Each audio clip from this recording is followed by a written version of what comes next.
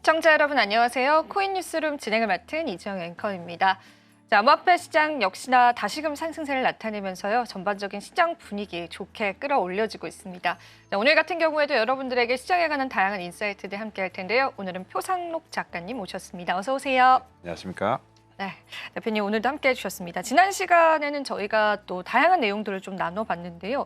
일단 관세에 관한 불확실성이 어느 정도 해소가 되면서 전반적인 금융시장 분위기가 굉장히 좋아지는 것 같습니다.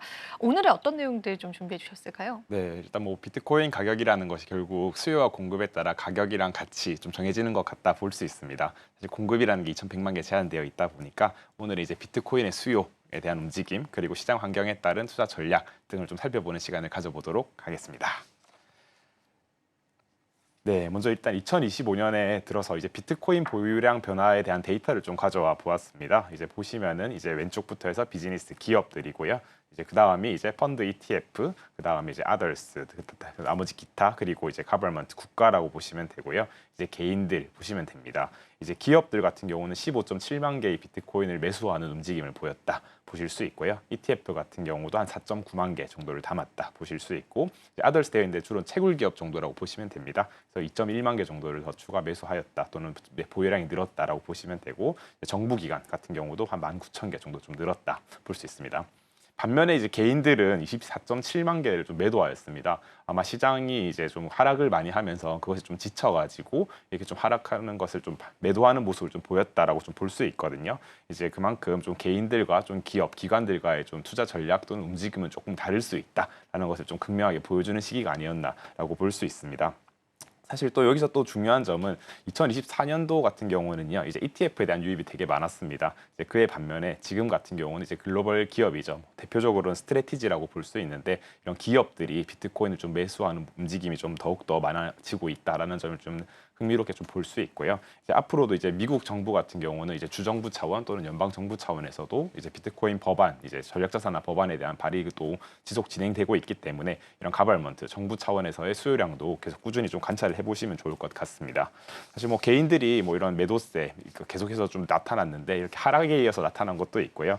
또한 이제 뭐 비트코인을 보유해서 들고 있던 것을 좀 알트코인으로 좀 변화하는 뭐 이런 포트폴리오를 리밸런싱하는 그런 움직임도 나타났다라고 해석할 수 있습니다. 네, 계속해서 좀 살펴보도록 하겠습니다. 이게 뭐 히트맵이라고 표현을 하죠. 이제 그래서 이제 전반적으로 누가 어느 정도를 보유하고 있냐 볼 수 있는데요. 가장 큰 그림은 이제 ETF입니다. ETF가 현재 한 134.7만 개 정도를 보유하고 있고요. 그 중에 이제 가장 큰 곳이 이제 블랙록 같은 경우 한 62.5만 개 보유하고 있습니다. 상장 기업입니다. 상장 기업도 한 73.8만 개 정도를 이제 비트코인을 보유하고 있고요. 아까 언급드렸던 스트래티지죠. 스트래티지가 거의 56.8만 개를 보유하면서 이제 거의 상장 기업 보유량 중에 한 77% 정도를 보유하고 있다라고 볼 수 있습니다. 뭐 아래쪽에는 파란색 부분은 비상장사입니다. 비상장사도 39.8만 개 보유하고 있는데 그중에 블록원이라는 곳이 16.4만 개입니다. 블록원 같은 경우는 이오스라는 이제 그 코인이 있는데 이오스 코인을 개발한 그 개발사라고 보시면 되고요. 중간에 있는 것이 이제 빨간 색깔이 이제 국가 52.9만 개인데 이제 미국이 한 19.8만 개, 중국이 한 19만 개 정도를 보유를 하고 있습니다. 뭐 이외에도 뭐 채굴회사 디파이도 계속 꾸준히 이렇게 좀 보유량이 커져가고 있고요. 이제 뭐 앞서도 언급드렸지만은 2024년도 같은 경우는 ETF의 영향력이 되게 커졌다라고 볼 수 있고 현재는 좀 상장 기업에 대한 그 영향력이 확대되고 있고 이제 앞으로 추후에는 여기 빨간색으로 나타나고 있는 국가 이런 부분들을 조금 더 살펴봐야 되지 않을까라고 좀 말씀을 드립니다. 네, 조금 더 살펴보도록 하겠습니다. 뭐 최근 이제 5월 중순에 들어오면서 이제 미국 기업들이 보유하고 있는 비트코인 또는 주식 현황에 대한 이제 리포트가 발간이 되고 있습니다. 13F라고 하는데요. 이 리포트를 통해서 이제 투자한 내역들을 좀 공개를 하고 있습니다. 그래서 지금 최근 들어가지고도 이제 비트코인 ETF에 투자한 투자자들에 대한 목록이 나타나고 있고요. 5월 초까지만 하더라도 이미 1,000개 이상의 기업들이 117.6억 달러, 원화로 16.5조 원을 더 매수하였다라는 것을 좀 나타내고 있습니다. 이제 그만큼 비트코인 수요에 대해서는 더욱더 증가를 하고 있고요. 뿐만 아니라 뭐 전통 금융기관이죠. 뭐 블랙록뿐만 아니라 뭐 골드만삭스 같은 경우도 이제 비트코인 ETF에 대한 보유량을 확대해서 현재 약 14억 달러 상당의 비트코인 ETF를 좀 보유하고 있다라고 말씀드리고 있습니다. 뭐 지금 이게 5월 중순까지 뭐 데이터가 계속 발표되고 있다 보니까 지금 현재 나타나 있는 게 전체가 아니고 이제 앞으로 조금 더 이런 데이터들이 더욱더 나타나질 것이고 이런 움직임들이 좀 더욱 가속화되지 않을까 생각을 하고 있습니다. 네. 13F 보고서가 이제 슬슬 발표가 되면서 많은 기업들이 비트코인과 또 비트코인 현물 ETF를 채택하고 있다는 게 확인이 됐습니다. 말씀해 주신 것처럼 이제 마이크로 스트래티지는 이제 워낙 유명하기도 한데요. 스트래티지뿐만 아니라 게임스탑이라든지 세뮬러 사이언티픽 등 기업은 이제 전환사채 발행이라든지 주식 발행을 통해서 계속 비트코인에 지속적으로 매집을 하고 있고요. 일본의 메타플래닛도 공격적인 매수를 이어져 오고 있습니다. 사실 이제 전통 금융기관 또한 비트코인 매수에 적극적이다라는 걸 좀 확인해 볼 수 있는 대목이었는데요. 얼마 전에 보니까 JP모건도 이제 현물 ETF를 매수했더라고요. 그래서 맞습니다. 그런 부분들까지도 시장에서는 좀 호재로 작용이 되는 것 같습니다. 그러면 정부 측의 움직임도 좀 궁금한데요. 미국 정부는 어떤 움직임들 좀 보여주고 있을까요? 네, 한번 살펴보도록 하겠습니다. 사실 미국 같은 경우가 이제 연방정부 차원의 움직임도 있고 주정부 차원의 움직임도 있습니다. 그래서 연방정부 차원 같은 경우는 이제 미국 대통령이 트럼프 대통령이 집권하면서 이제 행정명령을 통해서 비트코인을 보유할 수 있게끔 이제 이미 실행이 되어 있고요. 다만 이제 그것에 대해서 좀 어떻게 어떠한 자금으로 매수할지에 대한 것은 조금 더 아직 남았다라고 볼 수 있습니다. 이것은 이제 주정부 차원에서 이제 볼 수 있는데요. 주정부 차원에서는 최근에 유엔푸셔라는 곳에서 이제 뭐 하원, 상원 다 넘어서 주지사 서명까지 끝났다라는 것이 최초로 이제 발표가 되었습니다. 그래서 이제 지금 이러한 데이터들을 볼 수 있는 자료가 있어가지고 좀 살펴보도록 하겠습니다. 지금 요 all bills 되어 있는데요. 이제 전체 이제 50개 주 가운데 지금 inacted라고 되어 있거든요. 이제 승인된 이제 법안들이다라고 볼 수 있고요. 현재 보시면 8개라고 나타나 있습니다. 그래서 첫째 AG라고 되어 있는데 여기는 애리조나이고요. 애리조나는 일단 2개의 법안이 승인이 되어 있습니다. 첫 번째 법안 같은 경우는 마이닝이라고 표시되어 있는데요. 채굴 관련 법안이 좀 승인이 되어 있습니다. 그래서 이제 이러한 집에서 개인 집에서나 또는 이제 뭐 회사에서나 이렇게 컴퓨팅 파워를 통해서 채굴하는 것들에 대해서 조금 오픈해주는 그런 법안이 좀 승인이 되었다라고 볼 수 있고요. 두 번째 되어 있는 리저브 인베스트먼트 같은 경우도 이제 비트코인을 포함한 디지털 자산을 이런 애리조나 주의 금융 또는 이제 유형 자산 또는 무형 자산으로 통합하기 위한 법률을 좀 개정했다라고 볼 수 있습니다. 세 번째는 KY라고 있는 곳은 켄터키입니다. 켄터키 같은 경우는 이제 채굴, 은행 서비스 또는 뭐 세금, 증권법 관련된 법안들이 좀 승인이 되었고요. 이러한 것들이 승인이 되면서 개인과 기업에 대한 이제 명확한 정의 이런 것들 좀 내리는 그러한 뭐 체계를 만들었다라고 좀 해석을 할 수 있습니다. 네 번째가 중요한 부분입니다. NH인데요. 뉴햄프셔이고요. 이제 비트코인 전략자산 법안이 실질적으로 승인된 곳이라 볼 수 있습니다. 여기서는 요지는 뭐 5천억 달러 이상의 시가총액에 대해서 이제 공적 자금, 이제 주 예산 공적 자금의 5%까지 투자가 가능하다라고 볼 수 있습니다. 현재는 이제 5천억 달러 시가총액을 넘는 뭐 코인은 비트코인밖에 없기 때문에 일단 비트코인 위주로 이제 담을 것이다라고 예상은 하고 있지만 향후 이런 가상자산 시장 자체가 커지면서 뭐 5천억 달러의 시가총액을 넘는 뭐 코인들 예를 들어서 뭐 이더리움이나 뭐 솔라나 또는 XRP들이 커진다 그러면 그런 코인들도 충분히 담을 여력이 있다라는 것이 되게 좀 뭐 좋은 흥미로운 점이었지 않나라고 생각을 하고 있습니다. 다섯 번째 오리건도 한번 살펴보도록 하겠습니다. 여기 같은 경우도 디지털 자산 통합 관련 법안이 좀 주지사 승인까지 난 곳이고요. 여기도 이제 뭐 암호화폐와 같은 통제 가능한 전자 기록을 규율하는 법안들을 이제 통합하고 뭐 통제, 이체 이런 우선순위에 대한 규칙을 정한 법안이다라고 좀 해석을 할 수 있습니다. 그리고 US 되어 있죠. 이제 6번째, 7번째인데요. EU라고 표현되어 있는 것은 이제 미국 연방정부 차원에서 행정명령이 나타난 것이다라고 볼 수 있습니다. 이것은 트럼프 대통령이 집권한 이후에 바로 해서 이제 좀 행정명령을 떨어뜨렸던 것이기 때문에 바로 승인이 되었다 볼 수 있고 마지막은 유타입니다. UT라고 되어 있는데요. 여기 같은 경우도 이런 뭐 디지털 자산 관련 법안 그리고 월렛, 디파이, 세금 관련된 이런 법안에 대한 주지사 승인이 완벽히 되었었고요. 이제 이런 프레임워크를 점점 더 확립을 하고 있습니다. 그래서 일단은 뭐 디지털 자산, 뭐 비트코인 뭐 세 개가 많은데요. 이제 비트코인이라 부르기도 하고 가상자산, 뭐 암호화폐, 암호자산 뭐 다양한데 이런 것들을 좀 디지털 에셋이라는 표현을 통해 가지고 조금은 더 체계를 만들어 가고 있다. 이런 것을 좀 말씀을 드릴 수 있고요. 이런 것들을 통해서 뭐 점점 더 이런 연방 정부, 주정부 차원에서 이렇게 좀 수용이 더욱 더 커지지 않나 이런 움직임을 헤쳐나갈 수 있다라고 좀 생각을 하고 있습니다. 네. 네. 이렇게 또 살펴보니까 미국 내에서는 굉장히 암호화폐 관련해서 다양한 법들이 발의되고 있고 또 승인이 되는 모습까지도 확인이 됩니다. 그만큼 이제 주정부 차원에서의 움직임들도 우리가 주목해 볼 만한 요인들은 충분히 있는 것 같습니다. 사실 이제 국내 같은 경우에도 조기 대선 앞두고 암호화폐 관련한 공약이 이렇게까지 많았던 적이 있었나 싶을 정도로 굉장히 많더라고요. 그래서 그런 부분들도 실제로 실행되는 게 사실은 좀 중요한 것 같아요. 현물 ETF 승인이라든지 뭐 아니면은 이제 세금적인 부분들도 이야기가 나오더라고요. 그래서 참 중요한 시점에 저희가 와 있는 것 같아요. 과도기다라고 표현을 해볼 수도 있을 것 같고요. 그러면 이제 더 준비한 내용들 계속 살펴보도록 하겠습니다. 네, 살펴보도록 하겠습니다. 네, 사실 뭐 최근에 뭐 이런 긍정적인 움직임, 결국에는 매크로 시장 이슈가 가장 컸다라고 좀 볼 수 있습니다. 아마 그래서 이제 관세와 관련된 이런 것들의 불확실성이 좀 해소되면서 이런 가장자산 시장까지 훈풍이 좀 불어왔다라고 해석을 할 수 있는데요. 아마 가장 큰 것이 이제 미중 공동 성명이었지 않나 생각을 하고 있습니다. 5월 12일에 있었죠. 그래서 뭐 대표적으로 이거 요약을 드리면은 이제 미국과 중국 서로 간에 이제 90일간 관세를 좀 유예를 하는 법안을 만들었고요. 이제 그래서 중국은 미국산 제품에 대해서 125% 관세를 부과하는 것을 10%로, 그리고 반대로 미국은 중국산 제품에 대해서 관세 145%를 30%로 하면서 이제 실제로는 5월 14일부터 발효가 되었습니다. 그래서 사실 중국산 제품은 왜 20%더 높냐라고 이제 의문을 가지시는 분들도 계실 텐데요. 중국산 제품은 30%인 이유는 이제 10% 관세, 그리고 플러스 이제 펜타닐 관련된 관세 20%가 붙었다라고 볼 수 있습니다. 사실 경제, 무역 지속 논의하기 위한 체제를 구축했다라는 것도 되게 긍정적인 부분이었고요. 다만 뭐 통화 문제는 좀 논의되지 않았다라는 것이 있습니다. 사실 이게 뭐 주말간에 뭐 토요일, 일요일간 이어지면서 뭐 어떠한 뭐 좋은 내용이 나올 것이냐 이런 의문들도 가지긴 했었고요. 한때는 이제 이런 것들이 잠시 이제 서로의 이제 뭐 와해되었다 이런 뉴스들이 나오면서 잠깐의 하락이 나타나기도 하였습니다. 이제 그럼에도 불구하고 이제 공동 성명이 나타나면서 조금은 잘 해결되었다라는 것을 볼 수 있고요. 이런 움직임들이 하나 둘씩 점점 이제 해소가 되면서 이런 뭐 악재로 작용했던 것이 결국에는 호재로도 작용될 가능성이 있다라고 좀 생각을 할 수 있고요. 뭐 지금 뭐 중국이 가장 중요한 부분 중 하나였지만은 결국엔 다양한 국가들과도 이제 이미 관세에 대한 갈등이 있었지 않겠습니까? 다만 이제 그게 90일 유예가 되어 있다라는 것이 되게 좀 긍정적인 부분이다라고 볼 수 있고, 결국에는 저는 2분기까지는 이러한 것들에 대한 불확실성이 어느 정도 거쳐 있는 시기이기 때문에 그런 점에 힘입어 가지고는 좀 긍정적인 흐름을 좀 가져올 수 있지 않을까라고 볼 수 있습니다. 네, 조금 더 살펴보도록 하겠습니다. 그래서 뭐 이러한 뭐 매크로적인 이슈도 있고요. 이러한 데이터들에 대한 발표들도 많이 나타나고 있습니다. 5월 13일에 이제 화요일에 발표되었던 소비자 물가 지수가 있었는데요. 이런 것들이 결국 예측치보다는 조금 하회하면서 이제 물가에 대한 인플레이션에 대한 우려는 조금 완화될 수 있었다라고 좀 볼 수 있습니다. 이제 이런 것들이 뭐 근데 다만 또 한계는 이게 관세가 발효되기 전의 데이터들이기 때문에 이제 그런 것들이 좀 반영이 되지 않았다라는 한계는 있지만요. 이런 지표들이 발표가 되면서 좀 금리 인하에 대한 명분이 조금 더 실어졌지 않나라고 볼 수 있습니다. 그래서 뭐 이런 것들이 뭐 CPI가 되게 좀 안정적이다라는 이야기도 많이 나왔었고요.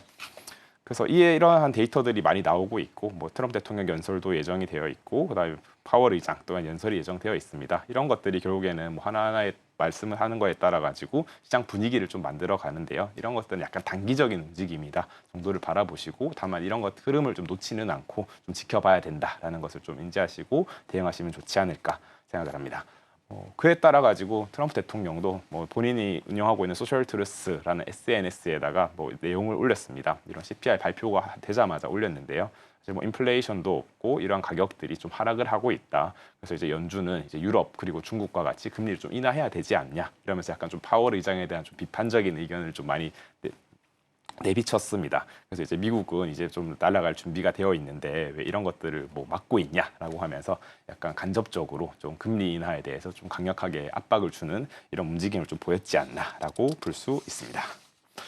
네, 그래서 뭐 이러한 것들도 결국에는 뭐 제롬 파월 입장에서는 이제 되게 좀 부담이 될 수 있기는 한데요. 이제 그들은 그래도 이제 데이터를 보고 좀 움직이는 기관이고 이런 독립적인 기관이다 보니까 이제 이런 것들에 대해서 좀 많이 고민이 있다라고 좀 볼 수 있습니다. 그래서 이러한 것들이 결국에는 뭐 기준금리 지금 4.5%로 미국은 되어 있지 않겠습니까?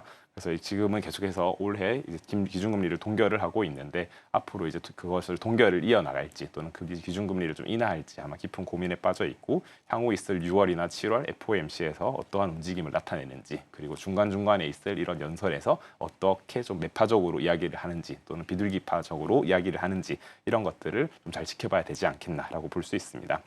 사실 뭐 골드만삭스에서도 이런 최근 보고서를 좀 나타냈는데요. 이런 정치적 간섭이 줄어든 중앙은행일수록 물가 안정 그리고 경제 성장 사이에서 균형을 좀 잘 이루어야 된다 이런 이야기를 했고요. 뭐 연준이 독립성 훼손이 좀 된다 이러면은 인플레이션이 상승할 수 있고 주가가 하락할 수도 있고 또 달러 약세로 이어질 수 있다 이런 경고도 조금은 나타내기도 하였다라는 것을 좀 참고하시면 좋지 않을까 생각을 합니다.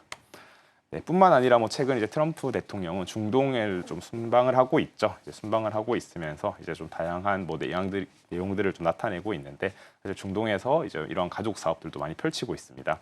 그래서 최근에 이제 뭐 빈살만을 만나가지고 850조 원의 투자 유치를 했다라는 소식과 함께 이런 미국 주식에 대한 훈풍도 좀 나타났고 그에 힘입어서 가상자산 시장도 좀 좋았다라고 좀 볼 수 있는데요. 뭐 다양한 뭐 보도 자료가 나타나면서 투자 유치를 하고 있다라는 그런 긍정적인 움직임도 나타나고 있지만은요. 우측에 보시면은 또 이렇게 좀 다양하게 확장은 되고 있는데 트럼프가 좀 가족 사업의 확장에 좀 더 힘을 쓰는 것 아니냐 하면서 좀 비판적인 입장도 많이 나타나고 있는 것 같습니다. 뭐 트럼프 대통령은 사실 뭐 민코인 발행도 하고 있고 스테이블 코인도 발행을 하고 있고 뭐 이러면서 좀 약간 비판을 되게 많이 받고 있는데 사실 중동에 가 있지만 중동에서도 뭐 부동산 사업도 하고 있고 또한 암호화폐 사업도 하고 있습니다. 그리고 뭐 심지어는 이제 골프 클럽에 대한 개발도 지금 논의 중이다라는 이런 데이터들이 나오고 있기 때문에 뭐 이런 좀 비판적인 내용을 조금은 뭐 의식해야 되지 않을까라는 그런 걱정과 우려들도 좀 나타나고 있는 것은 좀 사실이다라고 볼 수 있습니다. 뭐 트럼프 대통령 아들인 에릭 트럼프 같은 경우도 뭐 지금 중동에 있는데요. 중동에서도 뭐 암호화폐 관련된 내용들을 좀 많이 띄우고 있고 실제 본인들이 뭐 발행한 스테이블 코인 USD1이죠. USD1을 자기들이 이제 정부가 관여하는 투자 회사 이런 것들에 대해서 결제 사용하기로 했다. 이런 발표를 하면서 좀 그런 비판적인 시각이 조금은 많이 나타나고 있지 않나 볼 수 있습니다. 이 부분은 항상 좀 논란이 되는 부분인 것 같아요. 트럼프 대통령이 다양한 사업에 좀 개입을 하게 되면서 그게 옳을까에 관한 이야기들은 계속 그 내부에서도 좀 나오는 것 같습니다. 매크로 지표 발표라든지 트럼프 대통령의 움직임 그리고 트럼프 일가들의 움직임에 따라서 시장이 반응을 하고 있습니다. 확실히 이제 트럼프발에 관한 시장 움직임은 여전히 지속된다라고 보시면 되겠고요. 시장 환경 자체가 굉장히 빠르게 변화되고 있는 것 같아서 사실 이 박자 맞추기가 투자자분들께서도 어려울 것 같다는 생각이 듭니다. 저도 그런 생각 최근에 많이 했는데 매크로 환경과 가상자산 시장 환경 살펴보면서 어떻게 전략을 잡으면 좋을지 살펴보면 좋을 것 같고요. 일단 저희가 이어서 매크로 지표들 그럼 좀 체크를 해볼까요? 네, 한번 살펴보도록 하겠습니다. 뭐 일단 뭐 간단하게 매크로 시장 측면에 대해서 좀 말씀을 드려보도록 하겠습니다. 지금 가장 뭐 중요한 것이 관세에 관련된 내용들이다 볼 수 있는데요. 사실 뭐 지금 긍정적인 부분을 보자면은 관세 갈등 그리고 무역 전쟁에 대한 종료에 대한 뭐 기대감이 나타나고 있습니다. 사실 2월 초만 하더라도 이런 관세에 대한 우려가 많이 나타나면서 시장의 하락이 계속 많이 견인이 되었었거든요. 그렇지만 이제 4월 초부터 이런 뭐 중국과는 이제 협의를 하겠다. 그리고 나머지 국가와는 90일간 유예를 하겠다. 이러면서 좀 불확실성이 해소되는 모습이 나타나고 있습니다. 이런 것들이 뭐 지금 아직 90일 유예 기간 남아 있는 기간 동안에 실제 해결이 될지 또는 더욱더 갈등이 악화될지는 좀 지켜봐야 되겠지만은 일단은 조금 어느 정도의 그런 뭐 의지는 좀 보여주었기 때문에 이런 해소되는 측면은 좀 긍정적으로 작용할 여지가 있다라고 볼 수 있습니다. 뭐 두 번째로는 글로벌 금리 인하 기조입니다. 뭐 트럼프 대통령이 지금 제롬 파월 의장에게 금리 인하 안 하냐고 되게 비판적인 뭐 이야기를 하고는 있지만은요. 말씀드렸다시피 중국 그리고 유럽에서는 이런 금리 인하 움직임에 들어가 있고요. 이제 그렇기 때문에 그것과 연동된 세 번째이죠. 글로벌 M2 유동성 증가하는 추세가 나타나고 있습니다. 글로벌 M2 유동성 같은 경우는 증가하고 이후에 좀 비트코인과 약간 상관관계가 있다라고 지금 해석이 많이 되고 있거든요. 그래서 글로벌 M2가 증가하면은 한 3개월의 시차를 두고 비트코인이 올라가는 경향이 있기 때문에 이러한 증가 추세를 보았을 때는 좀 긍정적인 부분이 많이 있지 않을까라고 볼 수 있습니다. 네 번째도 뭐 유사할 수 있습니다. 뭐 양적 긴축에 대한 종료가 이제 좀 많이 기대가 되고 있죠. 미국에서 QT라고 표현을 하는데요. QT의 양을 좀 축소를 하였고 이제 그것 또한 이제 제로로 되고 이제 그렇게 되면 이후에는 QE 양쪽 하나로 좀 전환될 그런 기대감이 많이 나타나고 있습니다. 그리고 다섯 번째로는 비트코인에 대한 긍정적 시각이 많이 확대가 되고 있습니다. 뭐 이렇게 뭐 글로벌 기업 그리고 전통 금융기관 ETF 그리고 국가 그리고 개인들에 대해서 점점 대중화가 좀 많이 진행이 되고 있다. 채택이 진행되고 있다. 이렇게 되면서 조금 더 긍정적인 부분으로 이 수요로 좀 작용하지 않나라고 볼 수 있고요. 여섯 번째는 이제 전 세계 전쟁 및 충돌 확대. 이것이 결국 뭐 비트코인은 좀 글로벌 자산이거든요. 글로벌 자산이기 때문에 약간 해지 자산으로서 역할을 좀 많이 할 수 있다라는 것이 좀 많이 부각이 되고 있습니다. 뭐 러우 전쟁이든 뭐 중동 전쟁이든 뭐 최근에 인도 파키스탄 전쟁에 대한 우려들도 많이 있었지 않습니까? 이런 것들이 나타날수록 오히려 이제 글로벌 전 자산인 이제 비트코인은 조금 더 집중을 받는 그런 움직임이 나타나지 않을까라고 볼 수 있습니다.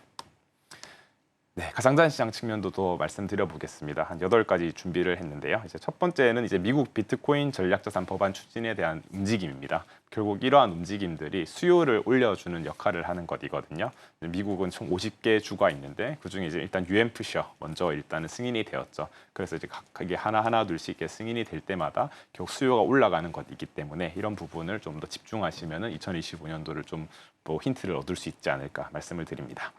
두 번째, 가상자산 제도권 편입 가속화되고 있다. 이것도 잘 아시겠지만 미국에서도 이러한 법안들이 계속해서 상정이 되고 있고 국내 같은 경우도 이런 조기 대선에 힘입어 가지고 이러한 법에 대한 법에 대한 논의가 계속 지속되고 있습니다. 네, 그렇기 때문에 이런 것들이 미국뿐만 아니라 우리나라뿐만 아니라 다양한 국가에서 제도화가 좀 진행되고 있다라는 점을 좀 말씀을 드리고요. 세 번째는 또 말씀드렸던 건데 이것도 결국에는 좀 비판적인 부분도 있지만은 일단 트럼프 대통령 일가가 가상자산 관련 사업을 확장하고 있습니다. 그래서 일단 임기 내에 있는 동안에는 충분히 좀 힘이 있으니까 이제 그런 것들에 대해서 좀 긍정적인 움직임을 좀 유도하지 않을까라는 것이 좀 긍정적일 수 있다 말씀을 드리고요. 네 번째도 SEC 그리고 이제 가상자산 업계 간의 소송이 많이 종료가 되고 있습니다. 대표적으로는 리플, XRP인데요. 이런 것들도 좀 긍정적으로 합의가 도출되고 있고 그리고 가상자산에 좀 친화적인 SEC 의장 포레킨스가 있다 보니까 이런 것들도 결국에는 시장에 좀 긍정적인 움직임을 불러올 것이다 말씀을 드립니다. 네, 다섯 번째 또 말씀드려보겠습니다. 알트코인 현물 ETF 출시에 대한 기대감도 있죠. 현재 이제 비트코인과 이더리움 현물 ETF만 존재하고 있는데요. XRP, 솔라나, 라이트코인, 도지코인 등등 다양한 알트코인 ETF에 대한 신청이 되어 있습니다. 이런 것들이 언제 승인될지에 대해서는 좀 다 지켜봐야 되겠지만은 네 번째 말씀드렸던 SEC 되게 친화적인 인물이다 보니 이런 것들에 대한 좀 기대감은 더욱 높아지고 있는 것이 사실입니다. 네, 여섯 번째. 스테이블 코인과 채굴 산업 육성입니다.